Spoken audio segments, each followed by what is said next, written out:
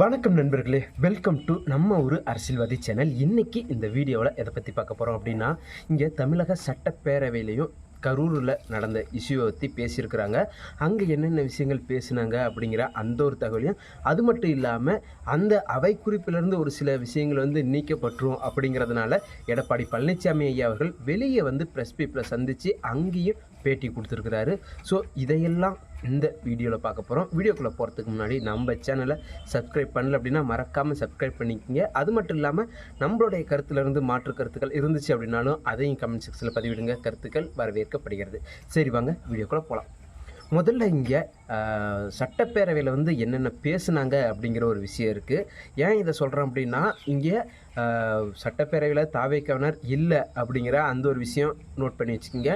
இதை ஏன் அப்படி சொல்கிறேன் அப்படின்னு கேட்டிங்கன்னா, அதில் முக்கியமான பாயிண்ட் இருக்குது. ஏன்னா ஆள் இல்லாத, அதாவது எதிர்வாதமே வைக்க முடியாத நிலைமையில தான் ஒரு நீதிபதியை மிகப்பெரிய அளவில் தலைமை பண்பு இல்லாத விஜய் அப்படின்ட்டுலாம் பேச வச்சாங்க இந்த திமுக. அப்படி இருக்கும் பட்சத்தில் இப்போ சட்டப்பேரவையிலும் அவங்க பேச ஆரம்பிச்சிருக்கிறாங்க. அது பேசுகிறதுல அந்த இதில் பேசுகிறதுல தப்பு இல்லை. ஆனால் நம்ம என்ன சொல்ல வரோம், இங்கே அந்த எல்லாத்தையும் வெளியே விடுறீங்களா காணொலியை அப்படிங்கிறது தான் இங்கே முக்கியமான விஷயம். அவை குறிப்பில் உங்களுக்கு எது சாதகமாக இருக்கோ அதை மட்டுமே வச்சுக்கிறது தான் இங்கே மிகப்பெரிய கேள்வியாக இருக்குது. இந்த கேள்வி அப்படிங்கிறது இப்போ மட்டும் இல்லை, காலங்காலமாக இன்னும் சொல்லப்போனால் விஜயகாந்த் அவர்களே நேரடி ஒளிபரப்பு பண்ண வேண்டிதானே, நான் அதை பண்ணுவேன் அப்படிங்கிற மாதிரியெல்லாம் நிறைய விஷயங்கள் அவர் சொல்லியிருந்தார். பட் அது மாதிரி ஒரு நிகழ்வு நடந்துச்சு அப்படின்னா உண்மையாலுமே வரவேற்கக்கூடிய ஒரு விஷயமாக தான் நான் பார்க்குறேன். ஏன்னா நமக்காக நம்ம ஓட்டு போட்டவங்க நமக்காக என்ன பேசுகிறாங்க அப்படிங்கிற ஒரு விஷயம் அப்போ தான் நமக்கு தெரியும். இல்லை இவங்க எப்பயும் போல் போயிட்டு மற்றவங்களுக்கு துதி பாடிட்டு வராங்களா அப்படிங்கிற அந்த ஒரு விஷயமும் தெரிய வரும் இல்லையா? ஸோ அதுக்காக தான் நம்ம சொல்ல வரோம். ஸோ இப்போ எடப்பாடி பழனிசாமி அவர்கள் எதிர்க்கட்சி தலைவராக இருக்கிறப்ப அவர் என்னென்ன விஷயங்கள் கேள்வி கேட்டிருந்தார் அப்படிங்கிறது முக்கியமான விஷயம். ஏன் இதை சொல்கிறேன் அப்படின்னா, இங்கே நார்மலாக எல்லா யூடியூப் சேனல்லையும் சரி, இல்லை சாதாரண பொதுமக்களும் சரி, எல்லாருமே கேட்ட விஷயங்கள் தான் அங்கே மறுபடியும் கேட்டிருக்கிறாரு எடப்பாடி பழனிசாமி அவர்கள் அப்படின்னு தான் நான் நினைக்கிறேன். ஏன்னா அது சரியானதும் கூட அப்படின்ட்டு தான் நான் பார்க்குறேன். என்ன அப்படின்னா, 2 மேட்சை தான் இருந்துச்சு அப்படின்னு சொன்னாங்க. எப்படி அவங்களுக்கு 30 பேர் உடற்கூறாய்வு ஒரே நைட்டில் பண்ணியிருக்க முடியும் அப்படிங்கிற அந்த ஒரு கேள்வியும், அது மட்டும் இல்லாமல் எப்படி ஒரு எப்படி சொல்கிறது, அந்த காவல்துறை இவ்வளோ கூட்டம் வந்திருக்கு அப்படிங்கிறத உளவுத்துறை இவ்வளோ கூட்டம் வருது அப்படிங்கிறது தெரியாமல் போயிடுமா? ஏன் அந்த ஒரு விஷயங்களை ஸ்டெப் எடுத்து பண்ணலை அப்படிங்கிற மாதிரி திமுக அரசை கண்டித்தும் அங்கே கேள்வி எழுப்பியிருக்கிறாரு. அதுக்கெல்லாம் அவங்க எப்பயும் போல் மலுப்பனான ஒரு பதிலை மட்டுமே அங்கே தெரிவிச்சிட்டு போயிருக்கிறாங்க. ஏன்னா அந்தளவுக்கு தான் அவங்களுடைய பேச்சுக்கள், இன்னும் சொல்லப்போனால் மாறி மாறி பேசிகிட்டு இருக்கிறாங்க அப்படின்னு சொல்லலாம். முன்ன ஒரு முறை கரூரில் நடந்த விஷயத்துக்கு முன்ன வேறு மாதிரி பேசுனதும் இப்போ வேறு மாதிரி பேசுகிறதும் அப்படிங்கிற மாதிரி நிறைய விஷயங்கள் இங்கே நடந்துக்கிட்டு இருக்குது. இது மட்டும்தானா அப்படின்னு கேட்டால் இல்லைங்க. இங்கே இது மட்டும் இல்லாமல் இவருடைய கட்சி சார்ந்த செந்தில் அப்படிங்கிற ஒருத்தர் யாருன்னு தெரியும் தான் நினைக்கிறேன். அண்டா அப்படின்னு அன்போடு எல்லாரும் அழைக்கப்படும் செந்தில் அவர்கள் தான். ஸோ அவர் என்ன பண்ணியிருக்காரு, ஒரு டிவி விவாத நிகழ்ச்சியில் போயிருக்கிறாரு. பட் ஆனால் அங்கே போயிட்டு நான் எதுவும் கருத்து சொல்ல விரும்பலை, இந்த விஷயத்தை அரசியலாக்க விரும்பலை அப்படின்ட்டு ஏதோ நல்ல ஒரு மாதிரியே நடிச்சிருக்கிறாரு. இது நடிக்கலை, அவரால் என்ன பேச முடியும் அப்படின்னு தெரியல. ஏன்னா அங்கே கேட்ட கேள்விகள் அது மாதிரி இருந்ததுனால அவரால் எதுவும் பேச முடியல அப்படின்ட்டு நான் பார்க்குறேன். ஏன்னா ஆரம்பத்தில் ஒரு நீதிபதியை வச்சு முழுக்க இந்த 41 பேர் இறந்ததுக்கு காரணம் விஜய் அவர்கள் தான் அப்படின்ட்டு சொன்ன கும்பல் இன்றைக்கி ஒரு சுப்ரீம் கோர்ட்டே தலையில் குட்டு வைக்கிற மாதிரி எப்படி அப்படி சொல்லலாம்? அது விசாரணை முடியாமல் எப்படி பண்ணலாம்? எஸ்டிஐ டீம் எப்படி நீங்கள் ஆரம்பிச்சிங்க அப்படிங்கிற நிறைய கேள்விகளை கேட்கவும் இங்கே யாராலும் எந்த பதிலும் சொல்ல முடியல. இன்னும் சொல்லப்போனால் ஒரு படி மேலே போய் எதுக்கு சிபிஐ விசாரணை அப்படிங்கிற அந்த ஒரு கேள்வியுமே இங்கே எழுப்பியிருக்கிறாங்க.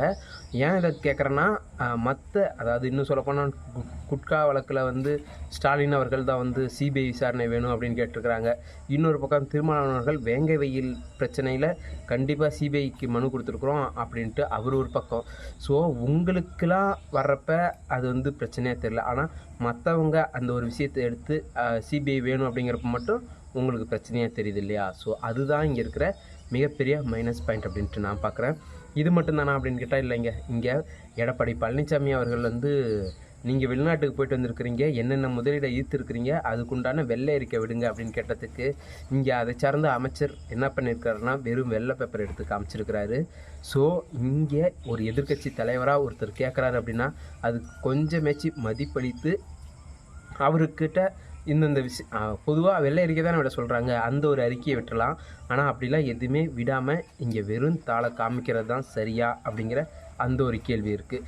ஏன் இதை சொல்கிறேன் இப்போ அப்படின்னு கேட்டிங்கன்னா, இங்கே பக்கத்தில் இருக்கிற சந்திரபாபு நாயுடு இருக்காரு இல்லையா, அவர் இப்போ ஒரு வெள்ளை அறிக்கை விட்டுருக்கிறாங்க. என்ன அப்படின்னா 88,000 கோடிக்கு வெளிநாட்டு முதலீடு கொண்டுட்டு வந்திருக்கிறாரு அவருடைய ஸ்டேட்டில். அப்படி இருக்கும் பட்சத்தில் நம்ம வெறும் ஒரு 88,000 கோடி அப்படின்னு சொல்கிறாங்க. அதுக்கே கூடயும் இங்கே வழி இல்லை. 11,000 கோடி தான். அதுக்கே இங்கே வழி இல்லை, வெள்ளை அறிக்கையை விட யாருக்கும் தைரியம் இல்லை அப்படிங்கிற அந்த ஒரு விஷயந்தான். இங்கே அது லேட்டாக வருது, இல்லை சீக்கிரமாக வருது, இல்லை எப்போ வருது அப்படின்னு கூட சொன்னால் கூட பிரச்சனை இல்லை. ஆனால் கடைசி வரைக்கும் நீங்கள் அதை சொல்லாமலே உங்கள் ஆட்சி காலம் அப்படிங்கிறது கடந்து போயிட்டுருக்கு அப்படிங்கிறதான் நான் இதில் பார்க்குறேன். இப்படி நிறைய விஷயங்கள் சொல்லிகிட்டே போகலான்னு வச்சுங்களேன். இன்னொரு பக்கம் எடப்பாடி பழனிசாமி அவர்கள் மிகப்பெரிய அளவில் ஸ்டாலினை இப்போ இந்த கரூர் விஷயத்தில் எதிர்க்க ஆரம்பிச்சிருக்கிறாரு அப்படின்னா, இன்னொரு பக்கம் திருமாவளவன் அவர்களை அண்ணாமலை மிகப்பெரிய அளவில் சவால் விட்டுட்டுருக்கிறாரு. ஸோ பொது வெளியிலேயே என்ன அப்படின்னா, நீங்கள் பண்ணது தப்பு இல்லையா, அதாவது அந்த கார் இஷ்யூ ஆணுச்சு இல்லைங்களா, ஸோ அந்த ஒரு இஷ்யூவில் மிகப்பெரிய அளவில் அண்ணாமலை பேசியிருக்கிறாரு அப்படின்னு சொல்லுவோம். அது மட்டும் இல்லாமல் இங்கே அந்த கார் எப்படி இடிச்சுது, அவங்க என்ன பேசுனாங்க, என்னென்ன அங்கே கலவரம் நடந்துச்சு, அது எத்தனை மணிக்கு வெளியிடப்பட்டது அப்படிங்கிறத முதல் கொண்டு பாலிமர் தொலைக்காட்சியில் அவங்க வெளியிட்டிருக்கிறாங்க. காரணம் என்னென்னு கேட்டிங்கன்னா, இங்கே பாலிமர் தொலைக்காட்சியும் திருமாவளவன் அவர்கள் குற்றம் சாட்டியிருந்தார். ஸோ அதுக்காக பாலிமர் தன்னும் பக்கத்தில் இருக்கிற உண்மைத்தன்மையை வெளியே கொண்டுட்டு வரணும் அப்படின்னு முழுக்க அதை எல்லாத்தையுமே வெளியே விட்டுருக்குறாங்க. இதனால் யாருக்கு பிரச்சனை அப்படின்னு பார்த்தீங்கன்னா திருமாவளவன் அவர்களுக்கு தான் அப்படின்ட்டு நான் பார்க்குறேன். ஏன் நான் சொல்கிறேன்னா, இவர் யாரும் எதுவும் செஞ்சிட முடியாது, சொல்லிட முடியாது, கண்டுபிடிச்சிட முடியாது அப்படிங்கிற நினைப்பில் சொல்லிட்டாரு என்னன்னு தெரியல. ஸோ அவர் பேசின விஷயங்கள் எல்லாமே அப்படி தான் இருந்துச்சு. ஏன்னா மோதவே இல்லை அப்படின்னு ஃபஸ்ட்டு சொல்கிறதும், அதுக்கப்புறமேட்டு மோதுனுச்சு 4 தட்டு தான் சொன்னேன் அப்படிங்கிறத. எப்போ முறைச்சி பார்த்தா நீங்கள் தட்டிடுவீங்களா அப்படிங்கிற கேள்விக்கு சீமான் அவர்கள் மிகப்பெரிய அளவில் முட்டு கொடுக்குறதும், ஸோ என்னையா இங்கே நடக்குது அப்படிங்கிற அளவுக்கு மிகப்பெரிய விஷயங்கள்லாம் நடந்துகிட்டு இருந்துச்சு. ஸோ இந்த விஷயங்கள்லாம் ஒரு பக்கம் அப்படி இப்படின்னு போயிட்டு இருந்தப்போ தான் நமக்கு திடீர்னு மைண்டில் ஸ்ட்ரைக் ஆனது என்னென்னா, இங்கே இடும்பவனம் கார்த்திக் அவர்கள் ஒரு குற்றச்சாட்டை ஒரு விவாத நிகழ்ச்சியில் வச்சுருந்தார். என்ன அப்படின்னா, கரூரில் நடந்த சம்பவம் முடிஞ்சோடனே இவங்க ஆயுத பூஜை கொண்டாடி இருக்கிறாங்க அப்படின்னு. அதுக்கு அங்கே விஜய் ஆதரவாளர் பதில் சொல்லிட்டாப்புல. என்ன சொன்னார் அப்படின்னு கேட்டிங்கன்னா, இங்கே இது மாதிரி எடிட் பண்ண ஃபோட்டோ வீடியோஸ்லாம் எவ்வளவோ என்கிட்ட இருக்குது, அதுக்கெல்லாம் பதில் சொல்லணும்னு அவசியம் இல்லை, அதே சமயம் அங்கே ஆயுத பூஜை கொண்டாடவும் இல்லை அப்படின்ட்டு அவர் சொல்லிட்டாரு. ஆனால் இன்னொரு நண்பர் ஒரு யூடியூப் தளத்தில் பார்த்தேன், அவர் இன்னொரு எதிர் கொஸ்டின் வச்சுருந்தார்.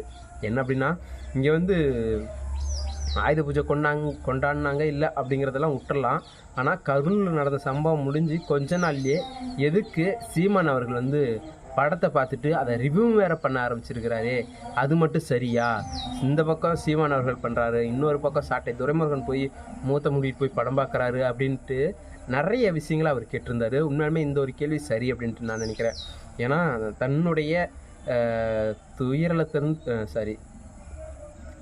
கரூர் துயரத்திலிருந்து மீளாமல் இருக்கிற இந்த நேரத்தில் கூடயும் நீங்கள் என்ன பண்ணுறீங்க, போயிட்டு படம் பார்த்துட்டு அதை ரிவ்யூ பண்ணுறீங்க.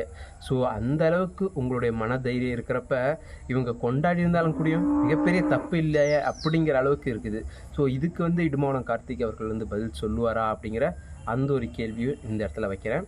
ஸோ இது மாதிரி இன்னும் நிறைய விஷயங்கள் இருக்குது அரசியல் களத்தில். ஸோ அப்பப்போ என்னென்ன நடக்குது அப்படிங்கிறத பார்க்கணும் அப்படின்னு நீங்கள் நினச்சிங்கன்னா மறக்காமல் நம்ம ஊர் அரசியல்வாதி சேனலை சப்ஸ்கிரைப் பண்ணி வச்சுக்கிங்க. அது மட்டும் இல்லாமல் என்னுடைய கருத்துலேருந்து மாற்று கருத்துக்கள் இருக்குது அப்படின்னாலும் அதையும் கமெண்ட் செக்ஷனில் பதிவிடுங்க. கருத்துக்கள் வரவேற்கப்படுகிறது. மீண்டும் ஒரு பதிவில் சந்திப்போம். நன்றி, வணக்கம்.